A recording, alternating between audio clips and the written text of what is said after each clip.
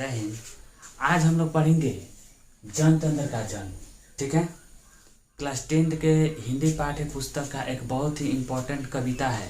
ठीक है, जिसका नाम है जनतंत्र का जन्म। ठीक है, तो देखिए इस जनतंत्र के जन्म में जो क्वेश्चन जो ऑब्जेक्टिव पूछे जाते हैं, ठीक है ना, इसके लेखक से संबंधित पहले उस सभी ऑब्जेक्टिव को मैंने बोर्ड पर लिख चुका है। ठीक है, मैंने लिखा है। ठीक है ना, तो अब आप लोग इसको समझाते हैं। ठीक है ना, तो याद रखिएगा जनतंत्र का जन्म के जो लेखक है ना वो है रामधारी सिंह दिनकर। ठीक है ना, याद रखिएगा क्वेश्चन पूछता है जनतंत्र का जन्म के लेखक कौन है, तो याद रखिएगा रामधारी सिंह दिनकर।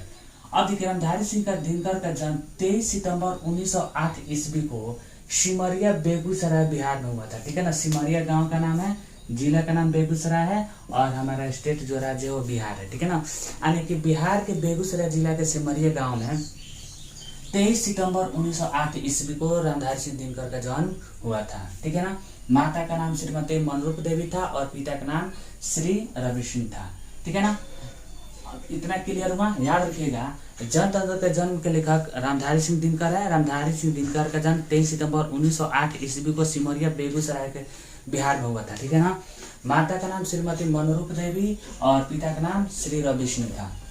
अब देखिए रामधारी सिंह दिनकर का शिक्षा 1908 ईस्वी में उन्होंने मैट्रिक परीक्षा पास की मोकामा घाट रेलवे हाई स्कूल से। ठीक है ना, 1908 ईस्वी 28 ईस्वी में मैट्रिक पास किए हुए थे मोकामा घाट रेलवे हाई स्कूल से। उसके बाद 1932 ईस्वी में बीए ऑनर्स किए थे पटना कॉलेज से। ठीक है ना, याद रखिएगा इतिहास से बीए ऑनर्स किए हुए थे। ठीक है, पटना कॉलेज से। उसके बाद देखिए अब उन्होंने कौन कौन से पद इनको मिला था, तो याद रखिएगा बिहार विश्वविद्यालय में हिंदी के प्रोफेसर थे। याद रखिएगा क्वेश्चन पूछता है कि रामधारी सिंह दिनकर किस विश्वविद्यालय में हिंदी के प्रोफेसर थे, याद रखिएगा बिहार विश्वविद्यालय। उसके बाद उप कुलपति वाइस चांसलर। ठीक है ना, भागलपुर यूनिवर्सिटी के वे उप कुलपति थे, वाइस चांसलर थे। ये ऑब्जेक्टिव पूछता है। ठीक है ना, जितने सारे ऑब्जेक्टिव बोर्ड पर लिखे हुए हैं ना, आप 2010 से लेकर के 2021 तक का कोई भी क्वेश्चन पेपर उठाकर देखिए, इसमें से एकदम 100% एक क्वेश्चन पूछा जाता है। ठीक है ना, उसके बाद देखिए कृतियां इन्होंने कौन कौन से प्रमुख किताबें लिखी हुई हैं, याद रखिएगा रेणुका, 2 नंबर हुंकार, कुरुक्षेत्र, रश्मिरथी, उर्वशी, संस्कृति के 4 अध्याय। एक बहुत ही मोस्ट इंपॉर्टेंट इनकी प्रमुख रचनाएं हैं। ठीक है ना, याद रखिएगा रेणुका, हुंकार, कुरुक्षेत्र, रश्मिरथी, उर्वशी, संस्कृति के 4 अध्याय। उसके बाद इनको कौन कौन से पुरस्कार मिला हुआ था, ठीक है, याद रखिएगा साहित्य अकादमी पुरस्कार। ठीक है, साहित्य अकादमी पुरस्कार उन्होंने एक पुस्तक लिखा था संस्कृति के 4 अध्याय। संस्कृति के 4 अध्याय इतना अधिक फेमस हुआ कि उनको साहित्य अकादमी पुरस्कार से सम्मानित किया गया। ठीक है, बाद में उनको ज्ञानपीठ पुरस्कार भी मिला हुआ था। तो ज्ञानपीठ पुरस्कार किस पुस्तक को मिला था, उर्वशी पे मिला हुआ था। याद रखिएगा क्वेश्चन पूछता है कि रामधारी सिंह दिनकर को ज्ञानपीठ पुरस्कार किस पुस्तक पर दिया गया था, उर्वशी पे। याद रखिएगा उसके बाद इनको भारत सरकार द्वारा इनको पद्म विभूषण पुरस्कार से भी सम्मानित किया गया था। ठीक है ना, अब देखिए इनका निधन कब हुआ था, याद रखिए निधन 24 अप्रैल 1974 ईस्वी को चेन्नई के तमिलनाडु के चेन्नई में हुआ था। ठीक है ना, याद रखिएगा क्वेश्चन पूछता है। तो अभी कुछ याद हो गया होगा, जनतंत्र के जन्म के लेखक कौन है, रामधारी सिंह दिनकर। रामधारी सिंह दिनकर का जन्म कब हुआ था, 23 सितंबर 1908 ईस्वी। माता का नाम मनरूप देवी और पिता का नाम रवि सिंह। जन्म स्थान सिमरिया बेगूसराय जिला बिहार।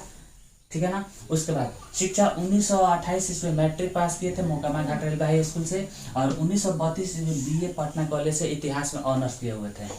पद हिंदी के प्रोफेसर थे बिहार विश्वविद्यालय में और उप कुलपति के पद थे भागलपुर विश्वविद्यालय में। उसके बाद कृतियां रेणुका, कुरुक्षेत्र, हुंकार, रश्मिरथी, उर्वशी, संस्कृति के 4 अध्याय इनकी प्रमुख रचनाएं हैं। ठीक है, पुरस्कार साहित्य अकादमी पुरस्कार मिला हुआ था किस पे, संस्कृति के 4 अध्याय के। ज्ञानपीठ पुरस्कार मिला हुआ था किस पे, उर्वशी से। बाद में इनको भारत सरकार द्वारा पद्म विभूषण पुरस्कार से भी सम्मानित किया गया। निधन 24 अप्रैल 1974 ईस्वी को चेन्नई के तमिलनाडु में हुआ था। ठीक है ना, अब यहाँ पर देखिए क्वेश्चन पूछता है रश्मिरथी के लेखक कौन है, रामधारी सिंह दिनकर। उर्वशी के लेखक कौन है, रामधारी सिंह दिनकर। उर्वशी को इनको किताब पर कौन सा पुरस्कार मिला हुआ था, ज्ञानपीठ पुरस्कार। संस्कृति के 4 अध्याय के लेखक कौन है, रामधारी सिंह दिनकर। संस्कृति के 4 अध्याय पर इनको कौन सा पुरस्कार मिला था, साहित्य अकादमी पुरस्कार। भागलपुर विश्व पूछ देता है कि रामधारी सिंह दिनकर उपकुलपति के पद पर किस विश्वविद्यालय में थे, भागलपुर विश्वविद्यालय में। ठीक है, वो ऑनर्स किए हुए थे किस सब्जेक्ट से, इतिहास से। किस कॉलेज से, पटना कॉलेज से। कब, 1932 में। ये सभी ऑब्जेक्टिव क्वेश्चन पूछे जाते हैं आपसे एग्जाम में। ठीक है ना। बाद में इन्हें भारत सरकार द्वारा इनको राष्ट्र कवि के नाम से, राष्ट्र कवि, याद रखिएगा, राष्ट्र कवि कहा जाता है इनको, राष्ट्र कवि। ठीक है, याद रखिएगा, रामधारी सिंह दिनकर को राष्ट्र कवि के नाम से जाना जाता है। ठीक है ना। क्वेश्चन पूछता है कि राष्ट्र कवि के नाम से किसे जाना जाता है, तो याद रखिए रामधारी सिंह दिनकर। अच्छा, पूछ सकता है कि रामधारी सिंह दिनकर को किस उपनाम से जाना जाता है, तो राष्ट्र कवि के नाम से जाना जाता है। ठीक है ना। इतना आप लोग इसको नोट कर लीजिए, बहुत इंपॉर्टेंट है, एग्जाम में से क्वेश्चन पूछे जाते हैं। ठीक है ना। अब देखिए, ये जो चैप्टर है जनतंत्र का जन्म, ठीक है ना। देखिए जनतंत्र का जन्म, उन्होंने कविता लिखा हुआ था, बहुत ही फेमस कविता है। ठीक है ना। अब इसको समझिए, जनतंत्र का मतलब क्या होता है। याद रखिएगा, जनतंत्र, देखिएगा हम लोग के यहाँ, ठीक है ना, पहले शासन के 2-3 विधियां, ठीक है, शासन के 3 प्रकार होते हैं। ठीक है ना। जैसे आप लोग पढ़ोगे राजतंत्र, लोकतंत्र, तानाशाही शासन व्यवस्था। ठीक है ना। तो जब भारत जब गुलाम था, ठीक है ना, पहले किसका गुलाम था, पहले राजा महाराजाओं का गुलाम था, उसके बाद किसका गुलाम हुआ, अंग्रेजों का गुलाम हुआ। जब भारत आजाद होने वाला था, जब भारत आजाद हो गया, उसके बाद यहाँ पे लोकतंत्र की व्यवस्था होने वाली थी। ठीक है, लोकतंत्र की स्थापना होने वाला था, लोकतंत्र। ठीक है ना। 15 अगस्त 1947 में भारत को आजादी मिला हुआ था, और 26 जनवरी 1950 ईस्वी में, ठीक है ना, 26 जनवरी 1950 ईस्वी भारत में संविधान लागू हुआ था, अर्थात 26 जनवरी 1950 में भारत में लोकतंत्र की स्थापना होने वाला था। तो उन्होंने उसी समय एक कविता लिखा हुआ था, जनतंत्र का जन्म, यानी लोकतंत्र का जन्म। लोकतंत्र क्या होता है, चाहे जनतंत्र क्या होता है, शासन की ऐसी व्यवस्था जिसमें शासन की संपूर्ण जो शक्ति होती है जनता के पास होती है, उसे ही जनतंत्र या लोकतंत्र कहता है। ठीक है ना। तो जनतंत्र की जन्म, ठीक है ना, तो जनतंत्र का जन्म से संबंधित उन्होंने जो कविता लिखा हुआ था, उस कविता का मैं सारांश बिल्कुल बढ़िया तरीके से बता देता हूँ। ठीक है ना। जनतंत्र का जन्म, देखिए, जब भारत गुलाम था, चाहे वो अंग्रेजों का हो, चाहे ब्रिटिश, चाहे जितने सारे मुगल राजाओं का हो, ठीक है, उसमें लोगों पर बहुत सारा अत्याचार किया जाता था। ठीक है ना।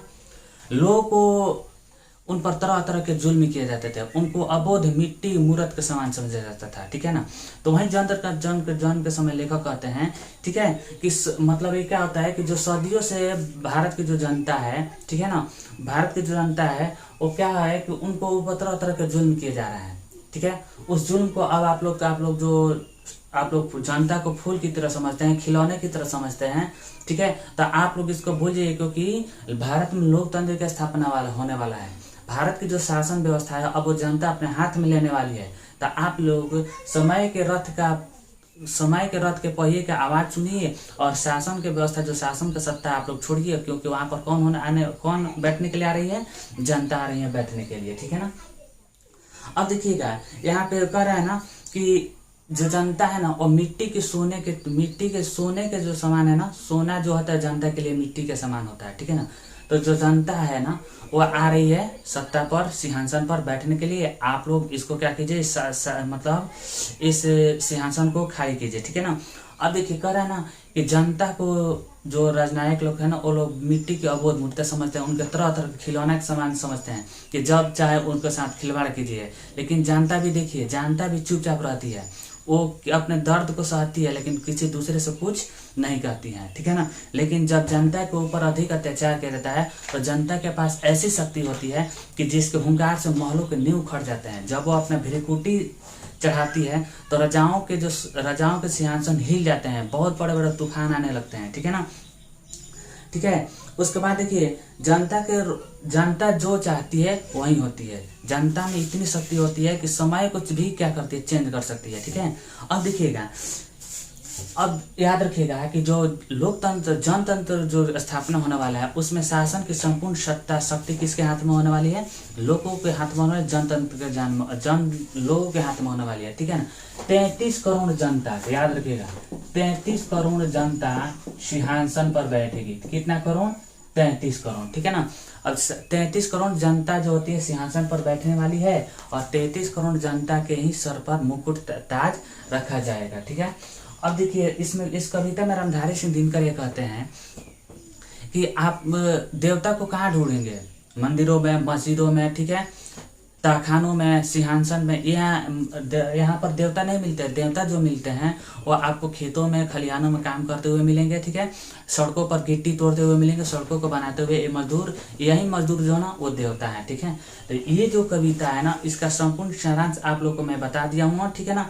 इसमें से ऑब्जेक्टिव क्वेश्चन पूछा जाता है, ठीक है। तो याद रखिएगा, क्वेश्चन पूछता है कि मिट्टी की समान अबोध मूर्ति कौन है, तो याद रखिएगा जनता। मिट्टी की समान अबोध मूर्ति कौन है, याद रखिएगा जनता।